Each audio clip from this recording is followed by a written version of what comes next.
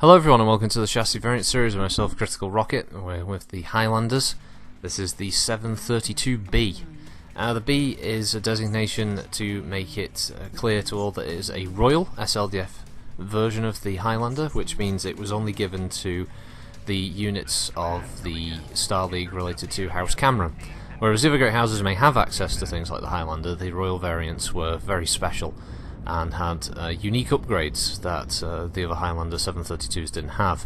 Namely, its missiles were equipped with Artemis fire control, its heatsinks were upgraded to doubles instead of standards, and it had an extra medium laser in the right torso to complement its firepower. So this meant that it was a tiny bit more punchier and it was a bit more accurate with its missiles, which was a very big deal, obviously, on things like the tabletop. Obviously, in MechWarrior Online, the Artemis fire control is useful. It definitely sees more benefits for things like SRMs, so the capability of being able to tighten that spread a bit more compared. And LRMs, they obviously get the lock bonus, but not much else. The extra medium laser does help a lot, though. The extra energy hardpoint essentially means it's got a bit more of a punch in the right torso, and obviously it still comes with its Gauss rifle. It's definitely one of the more interesting and fun builds of the Highlander to play around with stock.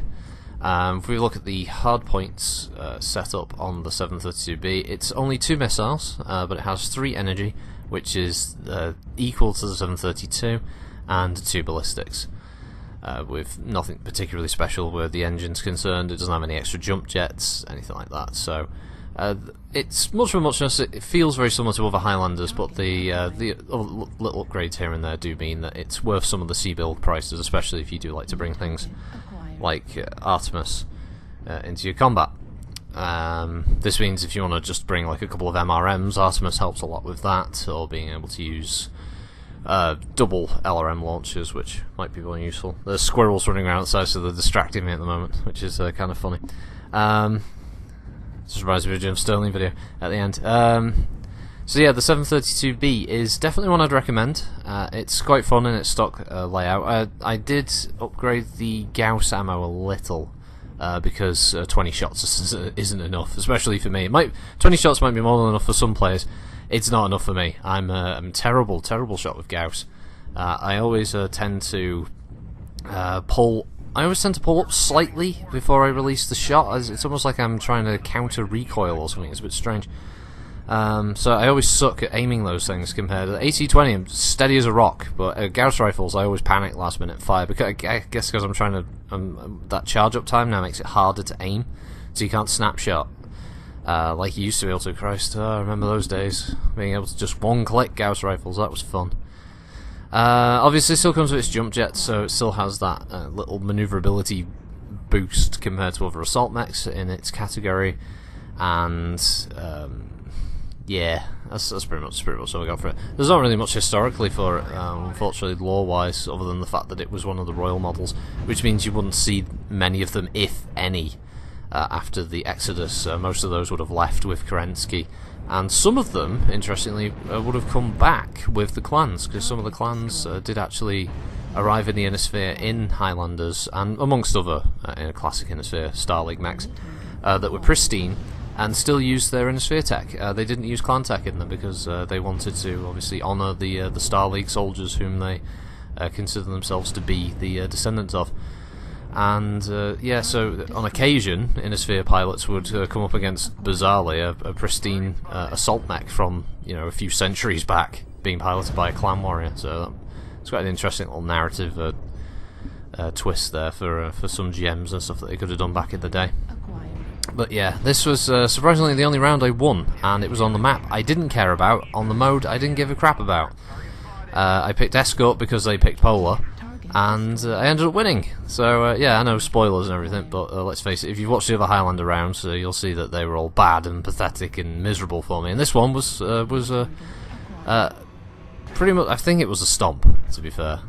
We did kind of own the other team. They were just caught out in a lot of bad spots. There was a lot of LRM fire. I was contributing to that LRM fire a lot, but I think there was a dedicated missile boat.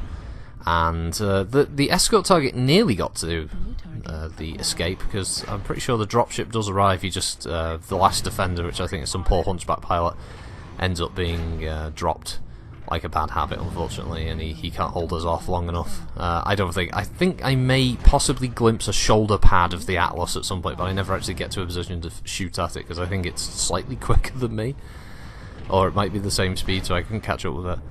But yeah, there was lots of sniping, lots of LRM fire, and I did enjoy it. So I hope you all enjoyed it too, as that wraps up the Highlanders. I'll be going back to a bit of housekeeping again, since the other Javelin variants have come up for C-Bill, so I've bought them, so that'll be next week's chassis vids, the A and B variants. And then we'll be going on to the one and only Mauler variant that is even technically canon, which is the MX-90. That one was made to fit the fact that the cartoon made a bit of an error with the Mauler, and they kind of created their own version, so they had to come up with a backstory for it. I believe that one was called the Daboku, and that's what has the LRM-10s and stuff, rather than the 15s, and it has standard larges instead of ERs and whatever else. So that's the only other canon variant of the Mauler, so that's going to be just a one pump chump for that part of the series. And then we'll be on to the 95-tonner, which is obviously the Banshee. I believe that's the only 95-tonner in MechWarrior Online for the Inner Sphere. Yeah, I think it is. But I'm probably wrong. Probably someone will go, oh, I think isn't such and such, to be like, yeah, probably. Anyway, I'll leave you with that. So have a good one, folks, and I'll see you all next time. Bye.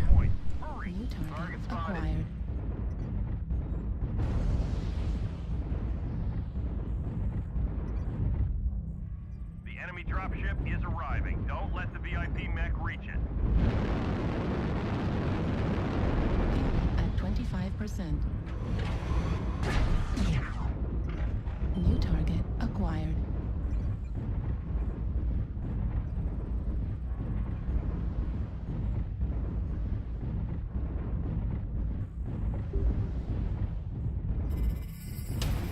A narrow win.